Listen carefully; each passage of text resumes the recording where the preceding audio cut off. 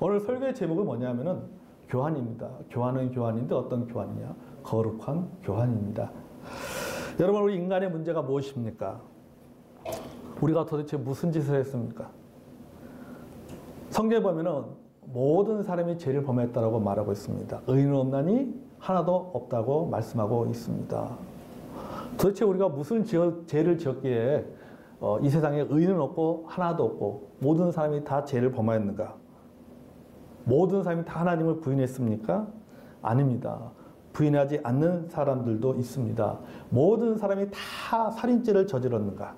아닙니다. 모든 사람이 다 간음을 했습니까? 아닙니다. 모든 사람이 다 거짓말했습니까? 아닙니다. 모든 사람이 도둑질했습니까? 아닙니다. 모든 사람이 다 우리 주변에 있는 모든 사람들이 다 악한 사람들입니까? 아닙니다. 악한 사람도 있지만 착한 사람도 있습니다. 우리 주변에는 믿음이 없어도 그리스도인들보다도 더 훌륭한 인격을 가진 사람, 더 훌륭한 성품을 가진 사람, 우리가 본받을 만한 그런 훌륭한 사람들이, 다만 신앙이 없을 뿐이지 우리가 존경할 만한, 우리가 본받을 만한 그런 삶을 살아가는 사람들이 사실 우리 주변에도 많이 있습니다. 자, 그러나 모든 사람이 저지른 죄가 하나 있습니다.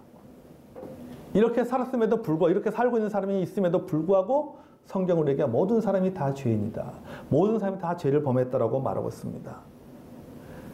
선함에 착한 없이, 성품에 상관없이 내가 거짓말을 했느냐 안 했느냐, 또는 내가 내 성품이 좋으냐 나쁘냐, 인격이 훌륭하냐 훌륭하지 않느냐, 의인이냐 악인이냐 선이냐 또는 그 악한 사람인가, 이런 거에 상관없이 모든 사람이 저지른 죄가 하나 있습니다.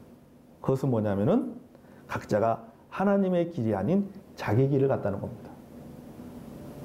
각자가 자기의 길을 갔다는 겁니다. 자기 생각대로 살아갑니다. 자기 신념을 가지고 살아갑니다. 자기가 양심이 되고, 자기가 법이 되고, 자기가 기준이 되어서, 또 자기가 믿음이 되어서 사람들은 살아가고 있다는 겁니다. 이게 무엇입니까? 이게 하나님이 이것을 가리켜서 뭐라고 말씀하냐? 죄악이라고 말씀하고 있습니다. 모두 각자가 자기 생각대로 살아가고 있다는 겁니다. 자기가 법이 되고, 자기가 양심이 되고, 자기가 기준이 되어서 살아갑니다. 자기 신념으로 살아갑니다. 결국은 하나님이 자신의 신이 아니라 자기가 자기 자신의 신이 되어서 사람들은 살아갑니다. 하나님은 이렇게 살아가는 사람들 향해서 하나님 뭐라고 말하고 있습니까? 그것을 죄악이라고 말하고 있다는 것입니다. 오늘 본문 6절을 보십시오. 우리는 다 양 같아서 그릇 행하여 각기 제 길로 갔거늘이라고 하죠. 각기 제 길로 갔거늘. 여호와께서 우리 무리의 모든 죄악을 그에게 담당시키셨도다. 각기 제 길로 갔다라고 말하고 있습니다. 자, 오늘 본문에 나오는 죄악을 좀 더 실감 있게 표현하면 반역입니다. 반역. 그러니까 모든 인간이 공통적으로 저지른 죄가 있는데 그게 뭐냐면 반역죄다라고 하는 겁니다. 누구에 대한 반역입니까? 하나님에 대한 반역입니다. 인간의 문제는 하나님에 대한 반역입니다. 이것은 온 인류의 문제입니다. 우리는 모두가 다 하나님을 반역한 사람입니다. 그런데 놀라운 사실은 이 모든 인간의 반역, 즉 죄악을 하나님께서 예수님에게 전가시켰다는 겁니다. 성경 그것을 뭐라고 표현하니까 담당하셨다. 그에게 담당시키셨다. 예수님에게 담당시켰다라고 말하고 있습니다. 고난주간은 바로 이 일을 시작하는 주간입니다. 하나님에 대한 반역의 죄가 인간에게서 하나님께로, 예수님에게로 옮겨가는 준비의 과정, 이것이 뭡니까? 그 과정이 바로 고난주간입니다. 무엇을 통해서요? 십자가를 통해서입니다. 십자가를 통해서 바로 우리 인간의 하나님에 대한 반역죄, 우리 인간의 죄악이 십자가를 통해서 누구에게로 옮겨간 거예요? 예수님에게로 옮겨간 것입니다. 모든 시대, 모든 인류, 모든 인간, 모든 사람의 죄악, 그것 모든 우리 모두의 반역이 예수님의 십자가를 통해서 누구에게로? 예수님에게로 옮겨가게 됐다라고 하는 것입니다. 여러분, 예수님이 십자가에서 무엇을 짊어지셨습니까? 오늘 본문의 말씀처럼 우리의 죄악입니다. 우리의 죄악을 짊어지셨습니다. 그분이 우리의 죄악을 짊어지셨습니다. 성경은 그래서 이것을 뭐라고 표현하고 있습니까? 그가 상함은 우리의 죄악 때문이다. 그가 상함은 우리의 죄악 때문이다. 죄악은 히브리어로 아본이라는 단어입니다. 아본. 자, 이 아본은 하나님에 대한 인간의 반역을 뜻하는 것이 아닙니다. 반역으로 말미암아 생기게 된 모든 악한 결과, 또 하나님의 형벌까지도 의미하는 단어입니다. 그러니까 하나님은 우리의 모든 죄악과 그 반역이 부른 모든 악한 결과를 누구에게 대신 짊어지게 하셨는가? 예수님에게 대신 짊어지게 하셨다는 것입니다. 그래서 이 십자가라고 하는 것은 뭐냐면, 십자가는 우리의 아본, 즉 우리의 죄악이 예수님에게로 옮겨진 곳, 이곳이 뭐예요? 십자가다라고 하는 겁니다. 하나님께서, 그렇다면 이 하나님께서, 예수님께서 짊어지신 이 십자가를 통해서 어떤 교환을 이루었는가? 두 가지입니다. 여러 가지 교환이 있지만 오늘은 두 가지를 나눕니다. 첫째, 예수님께서 징계를 받음으로 우리는 용서받게 되었다라는 사실입니다. 아멘? 다시 말해서 징계와 용서의 교환입니다. 징계와 용서의 교환. 본문을 보겠습니다. 그가 징계를 받음으로 우리는 평화를 누리고, 그가 징계를 받음으로 우리가 평화를 누렸다라고 하는 것입니다. 징계와 평화가 교환된 것입니다. 자, 우리가 용서받을 수 있도록 예수님께서 대신 형벌을 받으셨습니다. 우리가 참 죄를 졌기 때문에, 또 우리가 그 죄사함을 받기 전까지 우리는 하나님과 평화하지 못하는 존재였습니다. 왜냐? 하나님은 죄와 타협하는 분이 아니십니다. 하나님은 죄와 타협하지 분이 아니시기 때문에 우리가 죄사함을 받기 전에는 하나님과의 평화의 관계, 하나님과 화해의 관계를 유지할 수가 없습니다. 하나님은 절대로 죄와 타협하는 분이 아니십니다. 그래서 죄의 결과는 뭐예요? 사망인 거예요. 죽음인 것입니다. 죽어야 됩니다. 그런데 예수님께서 십자가에서 우리를 위해서 뭡니까? 사망의 대가를 치르셨다라고 하는 겁니다. 그 결과로 우리에게 주어진 것이 무엇입니까? 평화라고 하는 겁니다. 왜? 죄사함 받았기 때문에. 우리의 죄가 용서받았기 때문에. 우리 하나님은 죄와 절대 타협하지 않는 존재이신데, 그 죄에 대한 값을 예수님께서 치러주심으로 말미암아 다 그 사함을 받았기 때문에 우리는 어떤 관계든 이제는 하나님과 평화의 관계가 되었다는 사실입니다. 아멘. 로마서 5장 1절에 그러므로 우리가 믿음으로 의롭다 하심을 받았으니 우리 주 예수 그리스도로 말미암아 하나님과 화평을 누리자. 아멘. 하나님의 방법으로 우리의 죄가 처리되었고, 그 결과로 우리는 하나님과 화평을 누리게 되었습니다.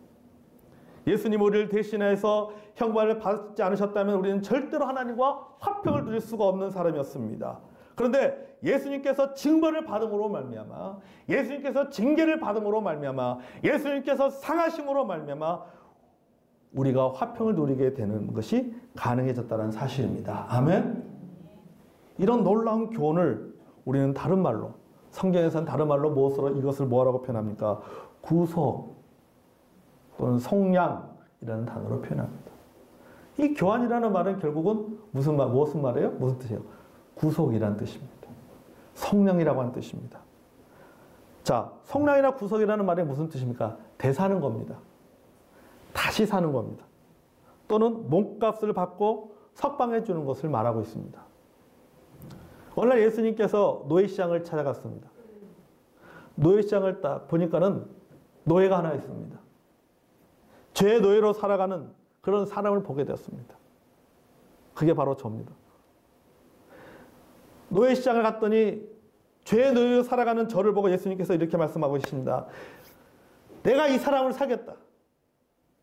사탄아, 이제 이 사람은 더 이상 네 것이 아니다. 내가 값을 치렀으니 이제부터는 이 사람은 너의 노예가 아니라 나의 노예가 된 것이다. 뭐예요? 이것이 바로 속량입니다.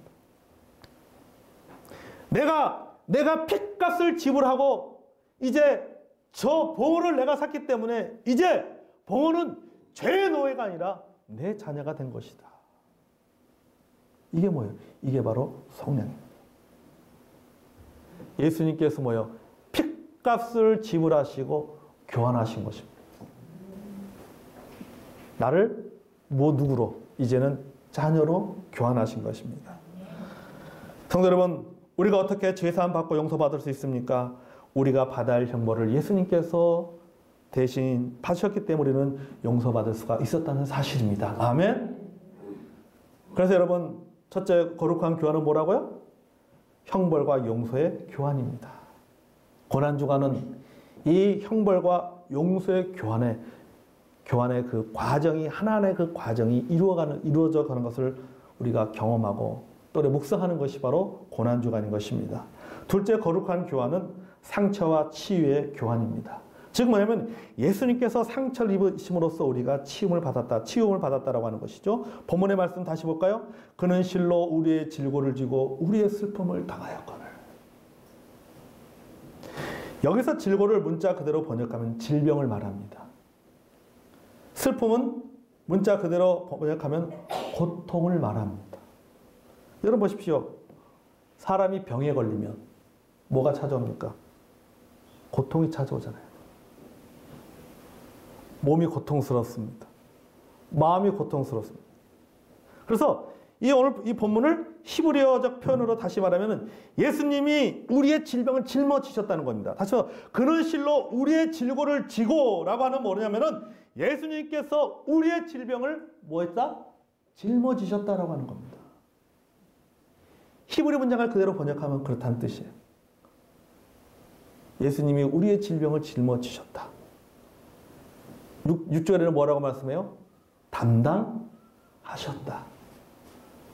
자, 그 다음에 또 뭐냐면 우리의 슬픔을 당하였거든. 예수님이 우리가 당할 고통을 대신 견디셨다는 뜻입니다. 여러분, 고통을 뭐 했다고요? 고통은 견디셨다는 겁니다. 그러니까 예수님은 우리의 질병을 짊어지시고 우리를 대신해서 뭐 하셨다? 고통을 견디셨다는 것입니다.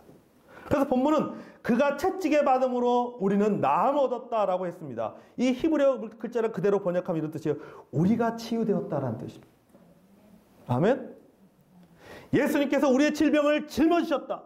그분이 우리의 고통을 견뎌내셨다. 그리고 우리에게 주어진 것이 무엇이냐? 우리가 치유되었다는 뜻입니다.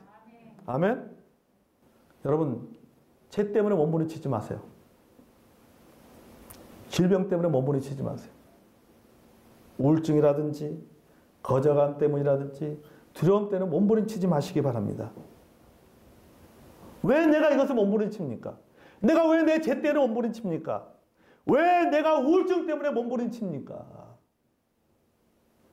내가 왜 거절당하는 것, 왜 내가 염려, 걱정 때문에 왜 잠 못 이루고 왜 몸부림칩니까? 내가 이 문제를 해결한다고 생각하기 때문에 그러는 거예요. 내가 해결하려고 하기 때문에 몸부림치는 거 아닙니까? 자신에서 눈을 떼시길 바랍니다. 아멘? 내가 몸부림친다고 해결될 수 있는 문제가 아니잖아요. 내가 몸부림친다고 고칠 수 있는 문제가 아닙니다. 우리 가족의 어려움들 또는 어떤 문제 내가 몸부림친다고 해결될 수 있는 게 아니에요. 내게서 눈을 뜨고 예수님에게 눈을 돌려야 됩니다. 아멘. 예수님에게 해답이 있습니다. 십자가에 뭐가 있어요? 능력이 있다고 하잖아요. 십자가 능력. 아멘. 여러분 십자가의 능력을 믿으시길 바랍니다. 예수님이 친히 담당하셨어요. 그래서 여러분 예수님의 이름에는 능력이 있는 겁니다. 십자가의 능력이 있는 것입니다. 베드로와 요한이 성전 미문에 앉아있는 자에게 뭐라고 말씀합니까? 은과 금은 내게 없거니와 내가 내게 명하노니 나사렛 예수 그리스도의 이름으로 일어나 걸어라. 예수 이름의 능력으로 걸어가잖아요. 일어나잖아요. 그러니까 여러분들이 우리가 내 마음에 어떤 마음의 질병이 있든지 내 육신의 질병이 있든지 간에 우리는 어떻습니까? 예수 이름의 능력을 믿고 기도하고 예수님의 능력이 내게 나타나기를 기도하는 여러분이 되시기를 바랍니다. 아멘. 왜요? 이사야서 53장에 예언한 것처럼 다 이루어졌잖아요. 베드로를 고백해 볼까요? 베드로도 역시 이사야서 53장 4절과 5절을 인용합니다. 그는 이렇게 고백합니다. 베드로 뭐라고 고백합니까? 친히 나무에 달려 그 몸으로 우리의 죄를 담당하셨으니, 베드로전서 2장 24절이죠. 친히 나무에 달려 그 몸으로 우리의 죄를 담당하셨으니 이는 우리로 죄 다해 죽고 의에 대하여 살게 하려 하심이라. 그가 채찍에 맞음으로 너희는 나음을 얻었나니. 아멘. 여러분, 베드로도 뭐라고 해요? 친히 담당하셨다라고 표현하고 있습니다. 누가 친히 담당하셨다? 예수님이 친히 담당하셨다. 강조점이 예수님에게 두고 있습니다. 여러분, 이 문장도 자세히 보십시오. 미래 시제인 나음을 얻을 것이다가 아닙니다. 현재 시제인 나음을 얻는다는 것도 아닙니다. 과거 시제예요. 나음을 얻었나니. 모든 것이 이미 이루어졌다는 겁니다. 예수님께서 십자가에 달려서 마지막에 하신 말씀이 뭡니까? 텔텔레스타이. 요한복음 19장 30절. 텔텔레스타이. 다 이루었다고 말씀하고 있습니다. 뭘 다 이룬 거예요? 이사야서 53장에 이사야 선지자를 통해서 하나님께서 말씀하신 그 예언, 그 계획들을 다 이뤘다는 것입니다. 어디서? 십자가에서. 다 이뤘다고. 모든 것이 다 이루어졌다는 것입니다. 변경할 것도 없습니다. 더할 것도 없습니다. 뺄 것도 없습니다. 모든 면에서 완벽하게 다 이루었다는 겁니다. 그러므로 여러분, 이 놀라운 사실들을 믿고 살아가는 여러분이 되시기를 바랍니다. 아멘. 그래서 여러분, 예수님께서 다 이루었기 때문에 예수님의 그 이름의 능력이 있고 예수님에게 능력이 있는 것입니다. 예수님의 이름의 능력으로 여러분이 무슨 병에 걸렸든지 간에 여러분 그 병이 고쳐질 줄로 믿습니다. 그것이 육신의 질병이든 마음의 질병이든 상관없습니다. 완벽하게 치료될 줄로 믿습니다. 여러분, 집집마다 어떤 부분에는요, 그런 어떤 집집마다 그런 여러 가지 어떤 문제들이 있습니다. 그 가족 간에 여러분 계속해서 어떤 그 가족에 흘러내리는 뭔가가 있어요. 그 문제도 누가 해결할 수 있습니까? 예수의 이름의 능력이 해결할 수가 있는 겁니다. 아멘. 여러분, 예수님의 이름의 능력을요, 너무 좁게 생각하지 마세요. 예수님이 다 이루었다고 했잖아요. 요거는 고치고 요거는 못 고칠 거야.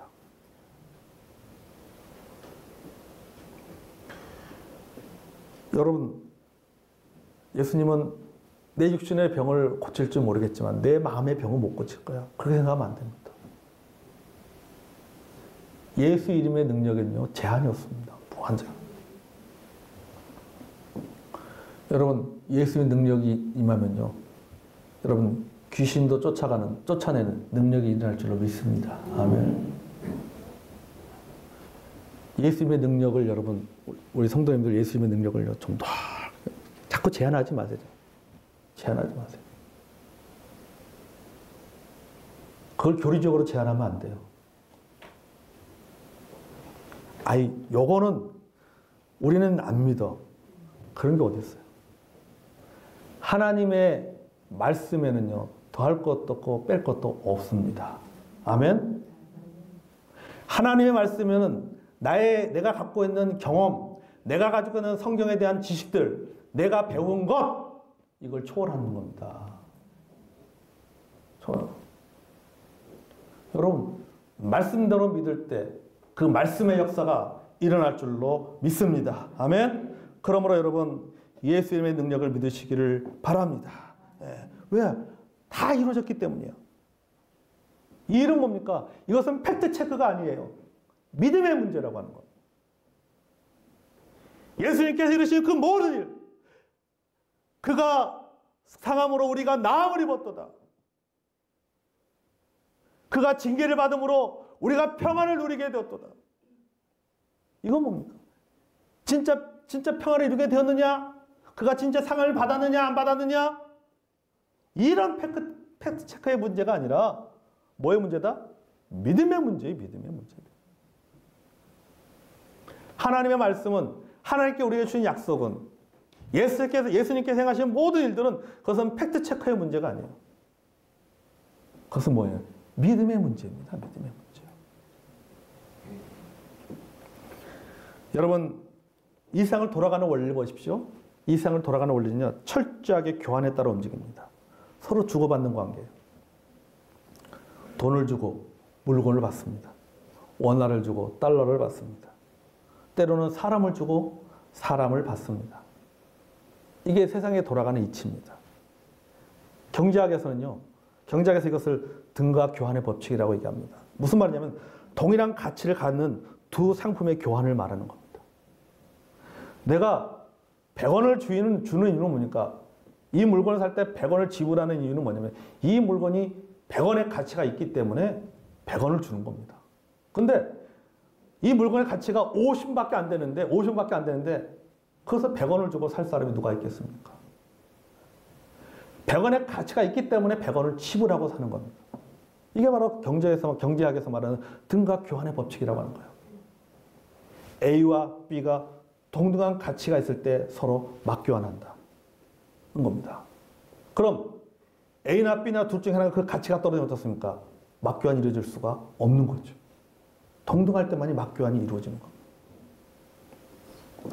자, 그렇다면은 이 경제학에서 말하는 등가 교환의 법칙을 가지고 우리가 한번 생각해 보겠습니다. 예수님과 우리의 가치가 동등합니까? 경제에서 말하는 등가 교환의 법칙이 성립됩니까? 하나님의 아들과 사탄의 아들의 가치가 동등합니까? 의인의 가치와 죄인의 가치가 동등합니까? 선인과 악인의 가치가 동등합니까? 주인의 아들과 종의 아들의 가치가 동등합니까? 자유인과 노예의 가치가 동등합니까? 아니잖아요. 그럼에도 불구하고 하나님은 우리를 동등한 가치로 여기시고 교환하셨습니다. 아멘. 하나님의 아들과 사탄의 아들을 교환했습니다. 의인과 죄인을 교환하셨습니다. 주인의 종과 종의 아들을 교환하셨습니다. 세상은 이것에 대해서 말도 안 되는 거래라고 말합니다. 손해보는 장사죠. 그렇죠? 믿지는 장사 아닙니까? 경제학에서 보면 이건 말도 안 되는 거예요. 말도 안 되는 겁니다. 하지만 그럼에도 불구하고 하나님께서는 일을 하셨습니다. 자, 우리는 하나님께서 하신 이 일을 동등한 가치로 예수님의 가치와 우리의 가치를 동등하게 보시고 맞교환하는 핏값을 통해서 생명이라는 걸 통해서 죽음이라는 걸 통해서 맞교환하는 이러한 것들을 우리는 이 사실을 보면서 우리는 이것을 무엇이라고 표현합니까? 우리는 이것을 이렇게 표현합니다. 하나님의 은혜라고 표현합니다. 아멘. 하나님의 은혜라고 표현하죠. 은혜 아니면은 이거 설명할 수 있겠습니까? 사랑이 아니라면 무엇을 그렇게 표현하겠습니까? 그러면 여러분, 거룩한 교환의 밑바탕에는 무엇이 있는가? 하나님의 은혜가 깔려 있는 겁니다. 아멘. 하나님의 사랑이 깔려 있어요. 여러분 보십시오. 자녀가 납치됐다고 생각하십니까? 납치되고는 범인이 몸값을 요구합니다. 10억을 요구합니다. 10억을 주면은 자녀를 풀어주겠다고 합니다. 여러분 어떻게 하겠습니까? 아이고 10억 아까워. 아까울 사람 누가 있겠습니까? 안 그랬어요? 자녀가 풀려날 수 있다면은 뭔 짓을 못 하겠습니까? 왜 그게 가능한 겁니까? 사랑하기 때문입니다. 아멘. 사랑하기 때문에. 그럼에도 불구하고 교환하려고 하는 이유는 뭡니까? 그 밑바탕에 뭐가 있는 거예요? 사랑이기 때문입니다. 여러분, 거룩한 교환의 밑바탕에는 하나님의 은혜가 있고 하나님의 사랑이 있고 하나님의 희생이 있습니다. 우리는 그 은혜를 인해서 그 사랑을 인해서 그 희생으로 인하여서 우리를 동등한 가치를 해주시고 거룩한 교환이 이루어졌다는 사실입니다. 아멘. 그래서 우리가 뭐가 된 거예요? 하나님의 자녀가 된 거예요. 우리는 다하양 가서 각기 제 길로 갔거늘 자기밖에 모르는 가치 없는 인간들이었는 하나님은 우리의 무리의 죄악을 하나님은 나의 죄악을 예수님에게 담당시키셨다. 그가 상함으로 우리가 나음을 얻었다. 여러분, 이것이 바로 교환입니다. 거룩한 교환입니다. 예수님의 십자가를 통해서 이루어진 거룩한 교환은 형벌과 용서의 교환입니다. 또 예수님의 십자가를 통해서 이루어진 거룩한 교환은 뭐예요? 상처와 치유의 교환입니다. 이 한 주간 저희들이 고난주간을 보내면서 예수님께서 십자가를 통해 이루어진 이 거룩한 교환을 깊이 있게 묵상하는 저와 여러분이 되기 원합니다. 그리고 여러분, 이 거룩한 교환의 혜택을 누리며 살아가는 저와 여러분이 되기를 원합니다. 이미 예수님께서 뭐 했다고요? 다 이루었다. 교환이 다 이루어졌다. 앞으로 교환하게 될 것이다 라고 아닙니다. 이미 교환이 다 끝난 상태입니다. 그것을 누리는 저와 여러분이 되기를 원합니다.